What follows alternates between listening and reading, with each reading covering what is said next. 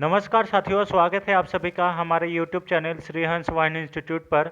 आज का तारीख है 9 नवंबर 2023 और इस दिन का करंट अफेयर्स का सभी अति महत्वपूर्ण प्रश्न हम लोग इस वीडियो में डिस्कस करेंगे। चाहे वो किसी भी एग्जाम्स के लिए हो, सभी एग्जाम्स के लिए बेहद महत्वपूर्ण होगा ये सेशन। ठीक है, तो आप वीडियो को अंत तक देखें और वीडियो को अगर अच्छा लगता है तो इसे लाइक करें और चैनल पर नया है तो चैनल को जरूर सब्सक्राइब कर ले। तो चलिए वीडियो को शुरू करते हैं, लेकिन उससे पहले आज का मोटिवेशन देख लेते हैं। आज का मोटिवेशन है a little progress every day adds up to big result. बिल्कुल सही बात है और हम भी इसी मोटिवेशन के साथ काम कर रहे हैं कि धीरे धीरे आपके साथ हम अपना कंटेंट शेयर कर रहे हैं, हम अपना टैलेंट शेयर कर रहे हैं और आशा करते हैं कि ये एक ना एक दिन आपको ये हमारा कंटेंट पसंद आएगा। अगर पसंद आता है तो ज़रूर लाइक करें और अन्य लोगों के साथ भी शेयर करें। चलिए, आज का पहला क्वेश्चन है, हाल ही में निम्नलिखित में से किस मंत्रालय ने 3 दिवसीय जल दिवाली पानी के लिए महिलाएं और महिलाओं के लिए पानी अभियान शुरू किया है? तो ये किस मंत्रालय के द्वारा शुरू किया गया है? ये 3 दिवसीय है जल दिवाली, इसे याद कर लीजिएगा। ये जो है अभी हाल ही में आवास एवं शहरी कार्य मंत्रालय के द्वारा इसे लॉन्च किया गया है। ऑप्शन नंबर बी इसका सही आंसर है। और इसके मंत्री कौन है? तो हरदीप सिंह पुरी हैं, इसे भी याद कर लीजिएगा। ठीक है, महुआ मिनिस्ट्री। महुआ मिनिस्ट्री ने 7 नवंबर को जल दिवाली मनाने के लिए यह अभियान शुरू किया है। मंत्रालय ने अपनी प्रमुख योजना अटल कायाकल्प और शहरी परिवर्तन अमृत के तहत इस प्रगतिशील पहल की शुरुआत की है। मंत्रालय का राष्ट्रीय शहरी आजीविका मिशन भी इस योजना का भाग ले रहा है। उड़ीसा अर्बन एकेडमी इसकी ऑनलाइन नॉलेज पोर्टल है, ये याद कर लीजिएगा। उड़ीसा का अर्बन एकेडमी। जल जो दिवाली है इसका उत्सव 9 नवंबर 2023 तक जारी रहेगा, यानी कि आज तक ही। इस 3 दिवसीय अभियान के तहत महिला स्वयं सहायता ग्रुप ढांचे 500 से अधिक जल उपचार संयंत्रों का दौरा करेंगे। इसका उद्देश्य होगा महिलाओं को जल प्रबंधन में शामिल करना है, यानी कि जल को किस प्रकार से मैनेज करेंगे वो इसमें महिलाओं को सिखाया जाएगा, बताया जाएगा। और किसके मदद से? तो स्वयं सहायता ग्रुप्स के माध्यम से। आपको मालूम होगा कि स्वयं सहायता ग्रुप्स में महिलाएं जुड़ी हुई रहती हैं, तो उसी के माध्यम से उन्हें अपने संबंधित शहरों में जल उपचार संयंत्रों के दौरे के माध्यम से जल उपचार प्रक्रियाओं के बारे में, यानी कि वाटर ट्रीटमेंट के बारे में प्रत्यक्ष जानकारी प्रदान की जाएगी। ठीक है, कि वाटर को किस प्रकार से हमको बचाना है, कहाँ कितना ज़्यादा, कहाँ पे ज़्यादा उपयोग करना है, कहाँ पे कम करना है। भारत में 3000 से अधिक जल उपचार केंद्र है, यानी कि वाटर ट्रीटमेंट प्लांट है, जिसकी निर्मित जो जल उपचार क्षमता है वो 6500 MLD है। MLD का मतलब होता है मेगा लीटर पर डे से उससे, और परिचालन क्षमता जो है 55,000 MLD है। इस अभियान के दौरान महिलाएं स्वयं सहायता हेल्प यानी कि समूह के 550 से अधिक उपचार संयंत्रों का दौरा करके, जिनकी संयुक्त परिचालन क्षमता 20,000 MLD देश के कुल क्षमता का 35% है, उसका दौरा करेंगे। ठीक है, इस अभियान के पहले चरण में जल जो दिवाली है ये देश भर में 15,000 से अधिक स्वयं सहायता समूहों की महिलाओं की अपेक्षित भागीदारी के साथ सभी राज्य और केंद्र शासित प्रदेशों में, यानी कि 5 राज्य को छोड़कर जहां पे इलेक्शन है वहां पे ये देखी जाएगी। इसे याद कर लीजिएगा, जल दिवाली, ये याद कर लीजिएगा। ये अभियान किस मंत्रालय के द्वारा लॉन्च किया गया है?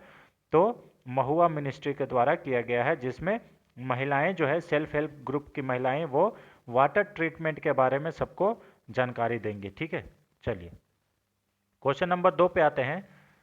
6 नवंबर को रेटिंग एजेंसी फिच ने भारत के सकल घरेलू उत्पाद यानी कि जीडीपी की मध्यम व अवधि की वृद्धि का अनुमान पहले 5.5% से बढ़ाकर अभी कितने परसेंट कर दिया है? तो अभी पहले 5.5% जीडीपी अनुमान लगाए थे, ग्रॉस डोमेस्टिक प्रोडक्ट, लेकिन अब इसको थोड़ा सा बढ़ा के कितना कर दिया गया है? 6.2। ऑप्शन नंबर बी इसका सही आंसर है।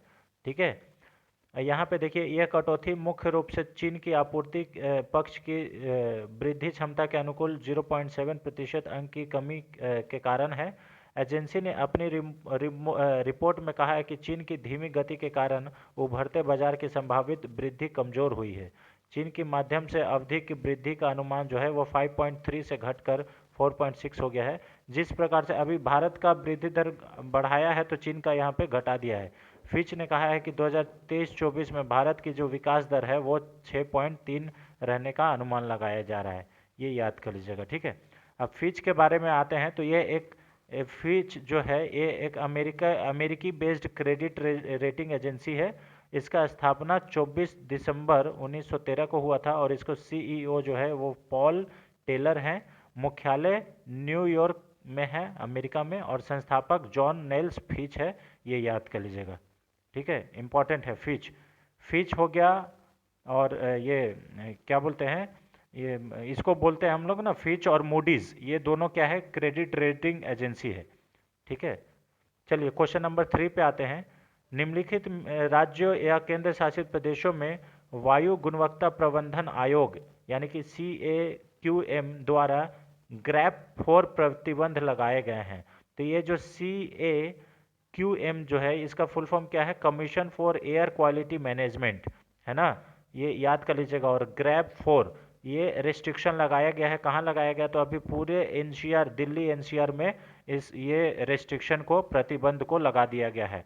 अब ये ग्रैप 4 प्रतिबंध है क्या, तो यहाँ पे देखिए लिखा हुआ है, पूरे NCR में वायु गुणवत्ता प्रबंधन आयोग द्वारा ग्रैप 4 प्रतिबंध लगाए गए हैं।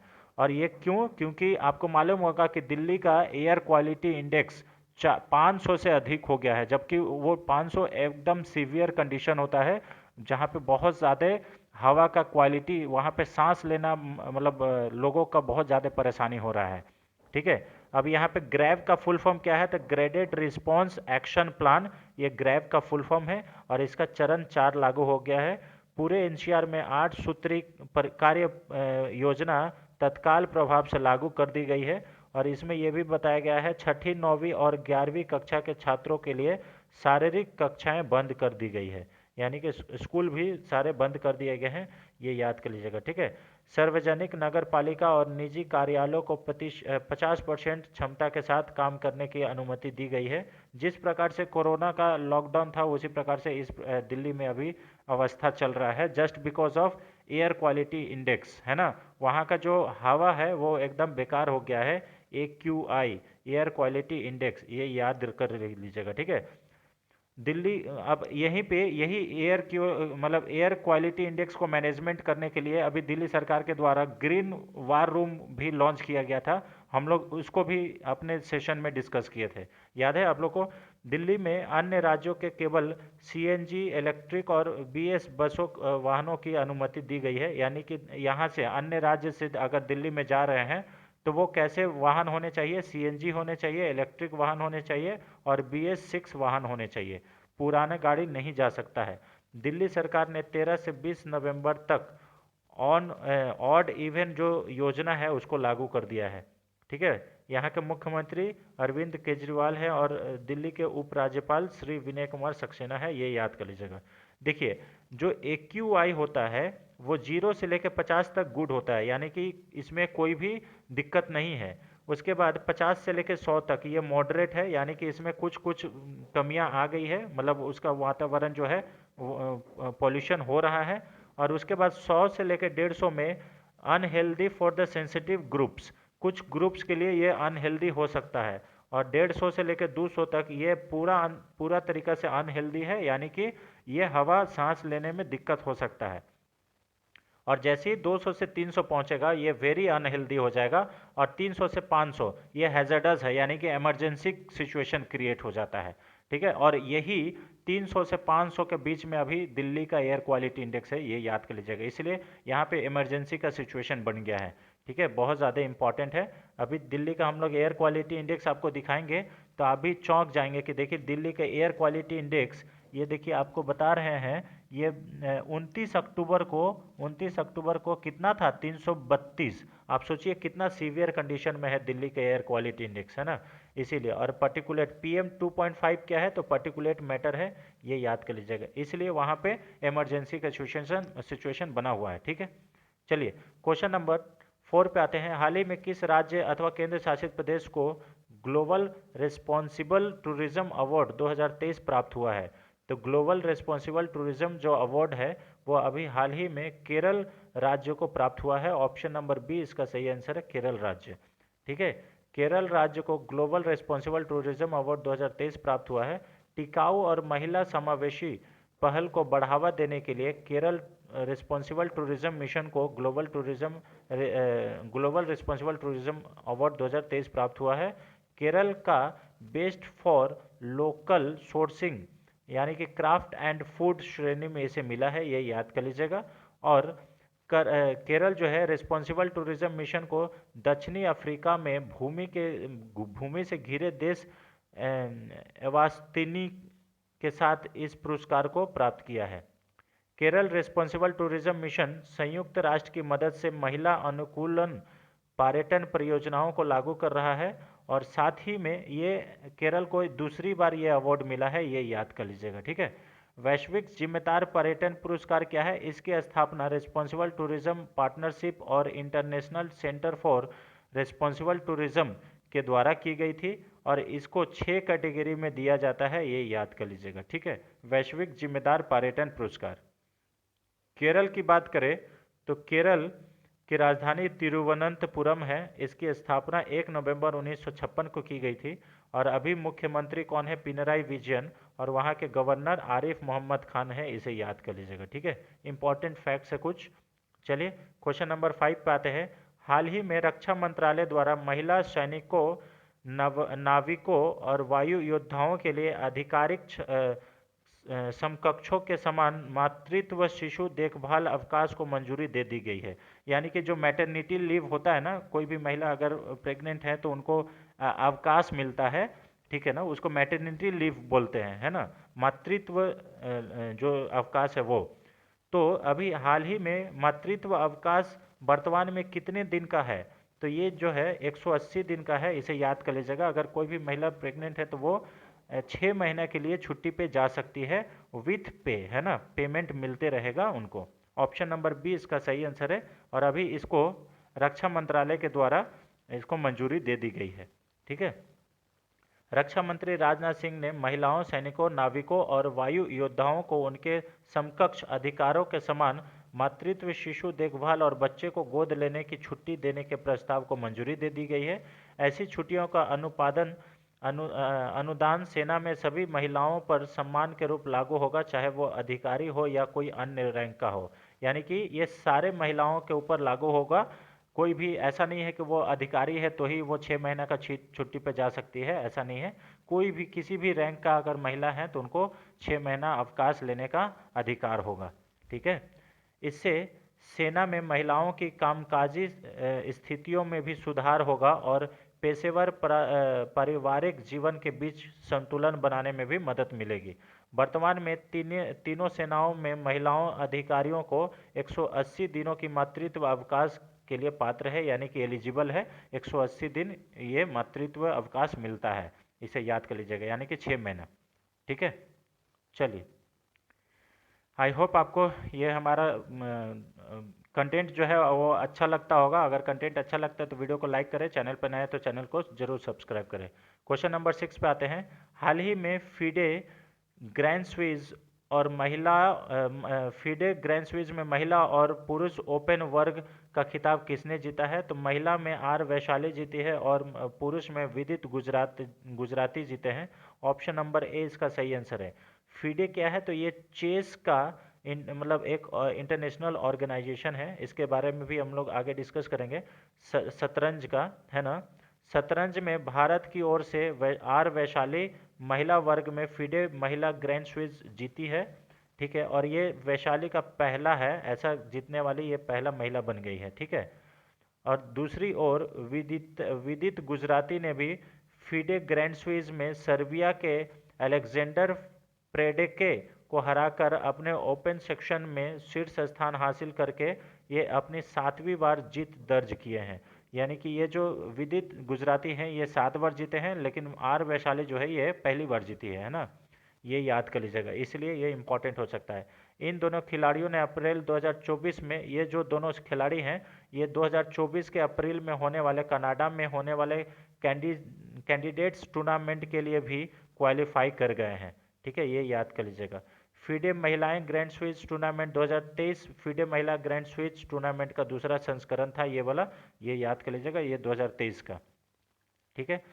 यह 11 दौर का स्विस सिस्टम टूर्नामेंट जिसमें 25 अक्टूबर से लेकर 5 नवंबर 2023 तक आई ऑफ मैन में प्रतिस्पर्धा करने वाले 50 खिलाड़ी शामिल थे। टूर्नामेंट की विजेता और उपविजेता महिलाएं कैंडिडेट्स टूर्नामेंट 2024 में खेलने का अधिकार अर्जित कर चुकी है। ठीक है। अब फीडे के बारे में क्या है, तो यह अंतर्राष्ट्रीय संगठन है, शतरंज का महासंघ है। ठीक है। और यह सभी अंतर्राष्ट्रीय शतरंज प्रतियोगिताओं को नियंत्रित करता है। यह गैर सरकारी संस्था के रूप में गठित है। इसे 1999 में अंतर्राष्ट्रीय ओलंपिक समिति के द्वारा एक वैश्विक खेल संगठन के रूप में मान्यता दी गई थी। ठीक है। 1999 में इसका गठन हुआ था। इसका मुख्यालय जो है लुजाने स्विट्जरलैंड में है। इसकी स्थापना 20 जुलाई 1924 को किया गया था, ये याद कर लीजिएगा, पेरिस फ्रांस में। और इसके अभी अध्यक्ष जो है वो आर डी डोकोविच हैं। ये आर डी डोकोविच, इसे याद कर लीजिएगा। ठीक है, फीडे का, क्योंकि ये पूछा जा सकता है।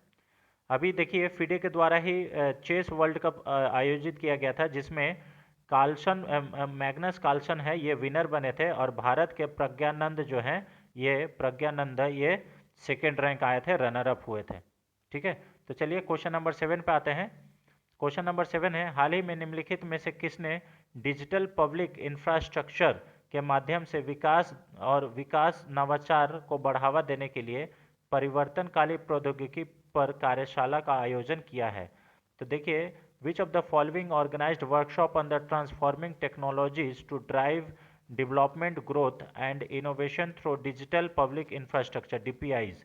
तो ये अभी हाल ही में ये वर्कशॉप जो है नीति आयोग के द्वारा अरेंज किया गया था। ऑप्शन नंबर ए इसका सही आंसर है, नीति आयोग। नीति आयोग क्या है, तो ये एक भारत का थिंक टैंक है जो कि भारत के नीति निर्देशों में इसका एक अहम भूमिका रहता है। ठीक है।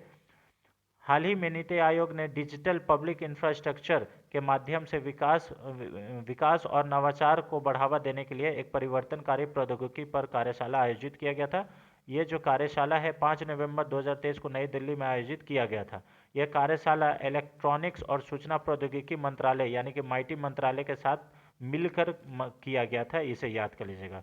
G20 नई दिल्ली नेताओं और घोषणा में चर्चा किए गए 10 विषयों पर आयोजित की जा रही थी।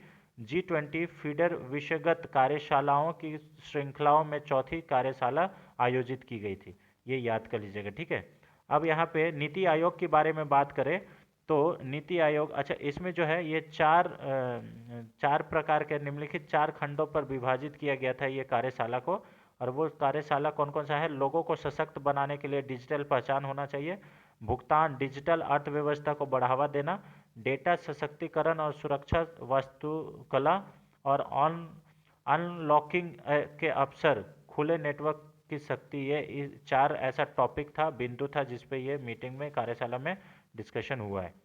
अब वहीं पे नीति आयोग के बारे में बात करें तो नीति आयोग क्या है, तो ये भारत के द्वारा, भारत का एक थिंक टैंक है जिसको योजना आयोग के नाम पे इसको जगह पे बनाया गया है। और कब इसका गठन किया गया था, तो 1 जनवरी 2015 को। इसका फुल फॉर्म क्या है? National institute for transforming India, ये नीति आयोग का फुल फॉर्म है।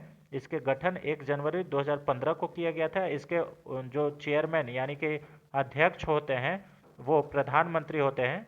और इसके अभी एट प्रेजेंट में उपाध्यक्ष कौन है, तो सुमन बेरी है, ये याद कर लीजिएगा, सुमन बेरी। ठीक है। और सुमन बेरी हो गए। और इसके अगर सीईओ पूछा जाए तो नीति आयोग के सीईओ कौन है, तो BVR सुब्रमण्यम है, जो कि फरवरी में इनका अपॉइंटमेंट हुआ था। BVR सुब्रमण्यम अभी नए सीईओ बने हैं नीति आयोग के, ये याद कर लीजिएगा। ठीक है, बहुत ज़्यादा इम्पॉर्टेंट है ना। National institute for transforming India. और ये भारत के जो अध्यक्ष प्रधानमंत्री है वो इसके अध्यक्ष होते हैं।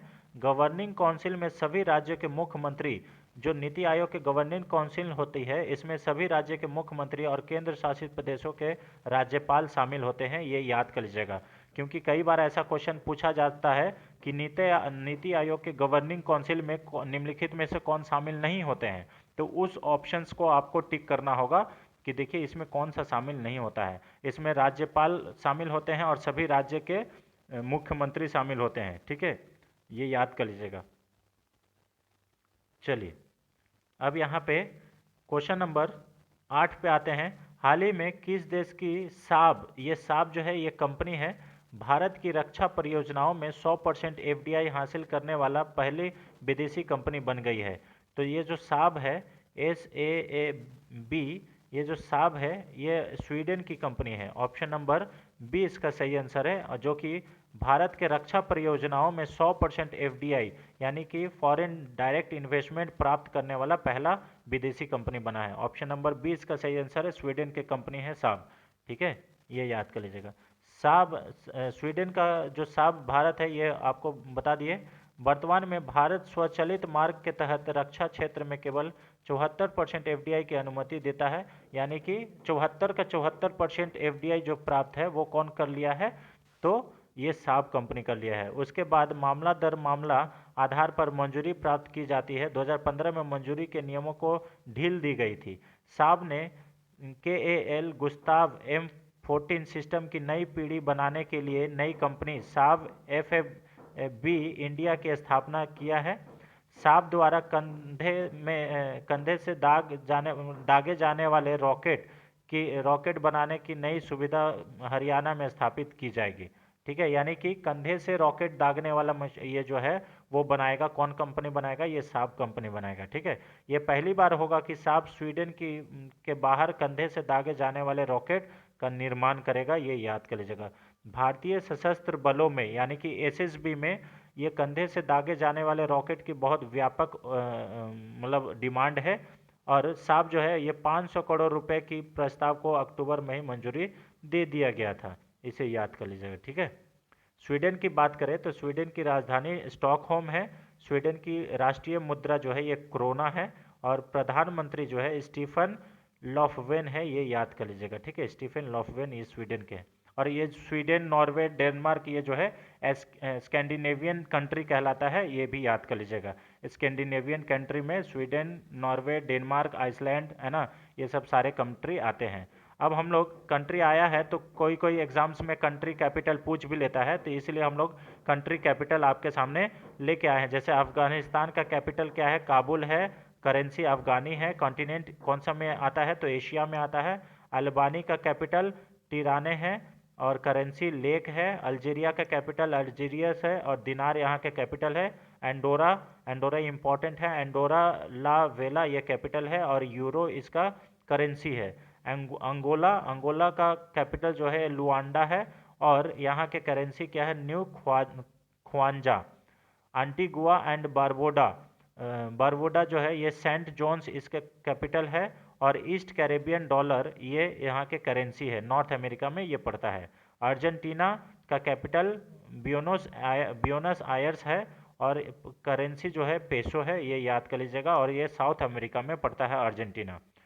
आर्मेनिया, अजरबैजान और आर्मेनिया का आप लोग बहुत सारा झगड़ा देखे होंगे, इसीलिए ये कंट्री भी इम्पोर्टेंट है, इसे भी याद कर लीजिएगा।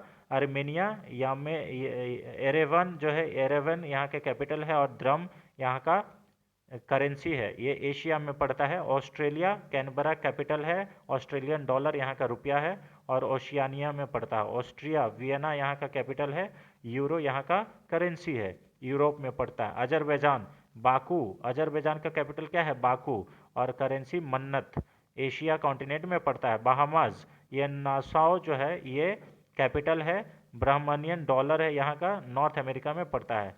बहरेन, मनामा यहाँ का कैपिटल है और बहरेनियन डॉलर जो है यहाँ का करेंसी है, ठीक है। बारबाडोस, ब्रिज टाउन यहाँ का कैपिटल है, बारबाडोस डॉलर जो है ये क्या है, करेंसी है, ठीक है। तो कुछ कुछ करेंसी यहाँ पे हम लोग आपके सामने लेके आए हैं। देखिए बेलारूस, लुकाशेंको के लिए आप लोग फेमस होंगे, देख लीजिए, लुकाशेंको जो है वो पुतिन के कहनाम पे सारा चीज़ काम करते हैं। तो बेलारूस की कैपिटल क्या है, मिन्स्क, और बेलारूशियन रूबल जो है ये यहाँ का कैपिटल है, यूरोप कॉन्टिनेंट यहाँ पे है। बेल्जियम का कैपिटल ब्रुसेल्स है, यूरो यहाँ का करेंसी है। भूटान का कैपिटल थिम्पू है। निगल्ट्रम जो है यहाँ का करेंसी है, एशिया में पड़ता है, ठीक है। उसके बाद बोलीविया, लापाज यहाँ का कैपिटल है और बोलिविनो यहाँ का करेंसी है, साउथ अमेरिका में पड़ता है। बोत्सवाना, गैबोरोन जो है यहाँ का कैपिटल है, और पूला जो है ये करेंसी का नाम है, अफ्रीका में पड़ता है। ठीक है। ब्राज़ील, ब्राज़ीलिया कैपिटल है, रियल जो है ये यहाँ का करेंसी है। ठीक है। इसी प्रकार से आप इसको देख लीजिएगा फ्रेंड्स, बहुत ज़्यादा इंपॉर्टेंट है। हम यहाँ पे कुछ कैपिटल करेंसी और कॉन्टिनेंट दे दिए हैं, आप यहाँ पे थोड़ा सा देख लीजिएगा, है ना। चलिए क्वेश्चन नंबर 9 पे आते हैं। हाल ही में मुख्य सूचना आयुक्त के रूप में किसे नियुक्त किया गया है, यानी कि चीफ इंफॉर्मेशन कमिश्नर, ये अभी कौन नियुक्त किए गए हैं? तो अभी नियुक्त किए गए हैं हीरालाल समारिया को। हीरालाल समारिया ऑप्शन नंबर 20 का सही आंसर है। और ये किन के जगह पे आए हैं? तो ये यशवर्धन सिन्हा के जगह पे आए हैं, ये याद कर लीजिएगा। यशवर्धन सिन्हा के द्वारा, वर्धन है ना, सिन्हा, यशवर्धन सिन्हा के जगह पे आए हैं। ठीक है। चलिए यहाँ देखिए, राष्ट्रपति द्रौपदी मुर्मू ने हीरालाल समारिया को मुख्य सूचना आयुक्त के पद की नियुक्ति दिलाए, और ये 7 नवंबर 2020 के सूचना आयुक्त के रूप में नियुक्त किया गया था। वह तेलंगाना कैडर के 1985 बैच के अधिकारी हैं। फिलहाल 2 सूचना आयुक्त जबकि 8 सूचना आयुक्त के पद खाली हैं, ये ऐसा यहाँ पे कहा गया है। ठीक है। तो ये जो है चीफ इंफॉर्मेशन कमिश्नर, ठीक है ना।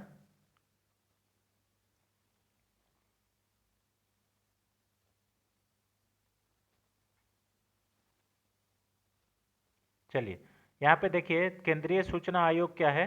आरटीआई अधिनियम के अनुसार केंद्रीय स्तर पर एक केंद्रीय सूचना आयुक्त और प्रत्येक राज्य में राज्य सूचना आयुक्त होना चाहिए।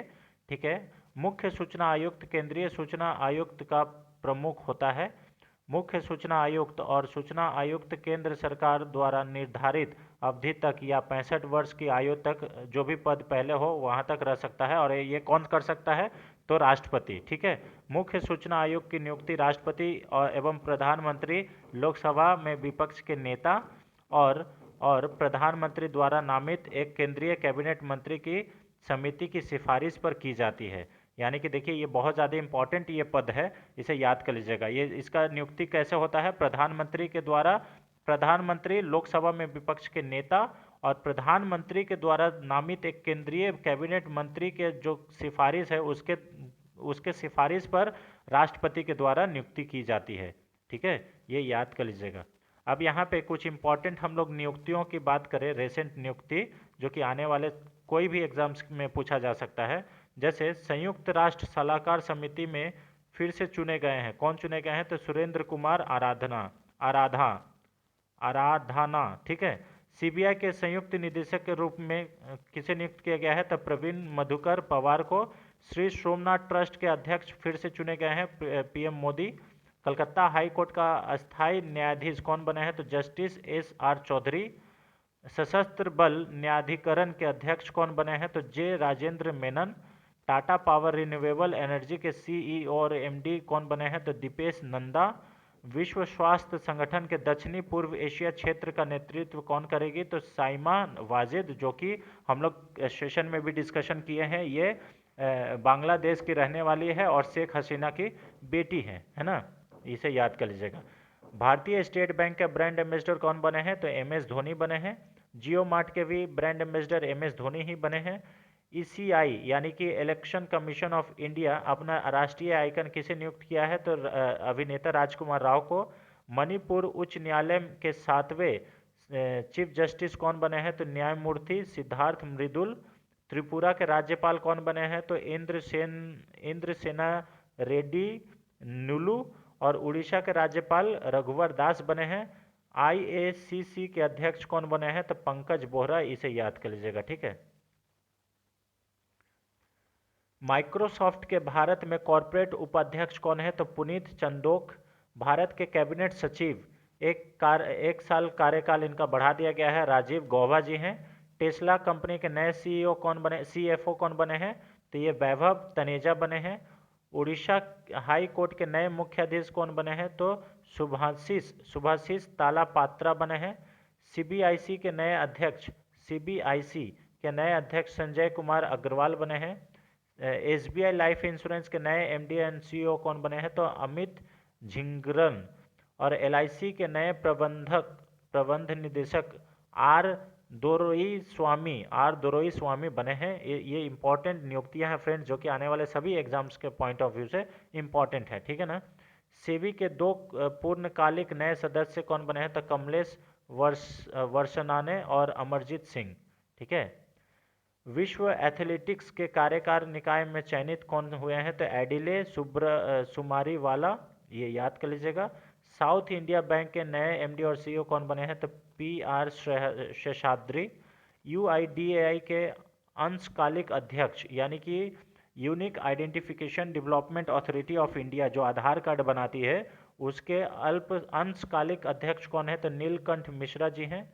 राष्ट्रीय हरित अधिकरण के नए अध्यक्ष जस्टिस प्रकाश श्रीवास्तव हैं। चुनाव आयोग के राष्ट्रीय आइकन कौन बने हैं, तो ये सचिन तेंदुलकर बने हैं, ये याद कर लीजिएगा, ठीक है। और राजकुमार राव भी हैं, ठीक है।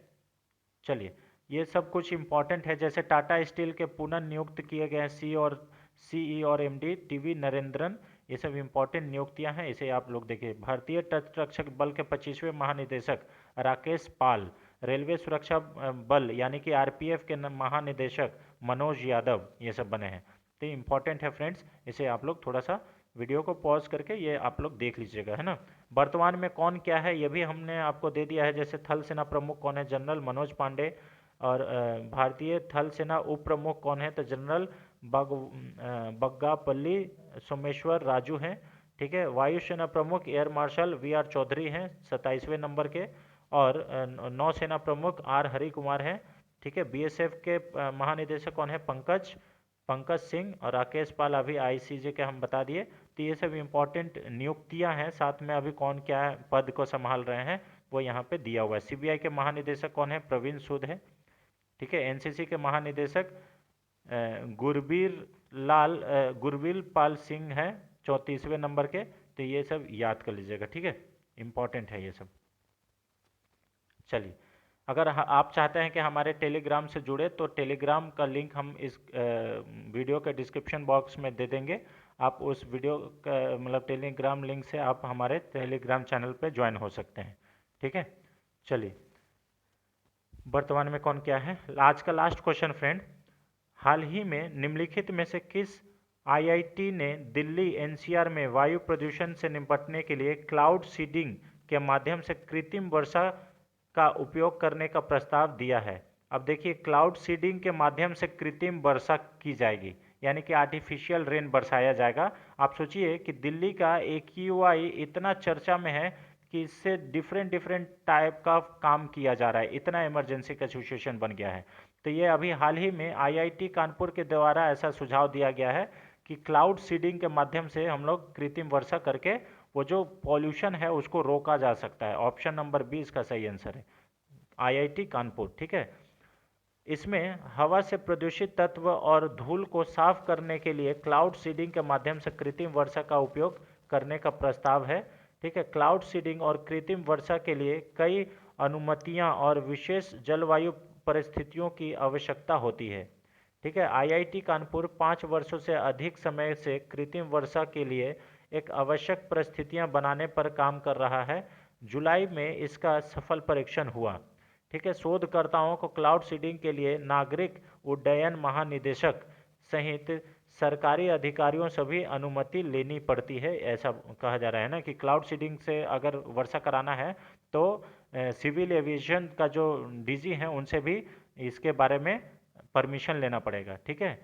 कृत्रिम वर्षा के लिए विशिष्ट मौसम संबंधी स्थितियां की आवश्यकता होती है, जैसे पर्याप्त नमी वाले बादलों की उपस्थिति और उपयुक्त हवाएं। ये इस प्रकार का कंडीशंस है। और इसका क्या बोलते हैं, टर्म्स एंड कंडीशंस, जो सारे चीज़ देख के ऐसा नहीं होता कि आज कृत्रिम वर्षा करा दिया, ऐसा नहीं, ठीक है ना। ये देखना बाकी है कि क्या क्लाउड सीडिंग और कृत्रिम बारिश सर्दियों से पहले के महीनों में काम कर सकती है।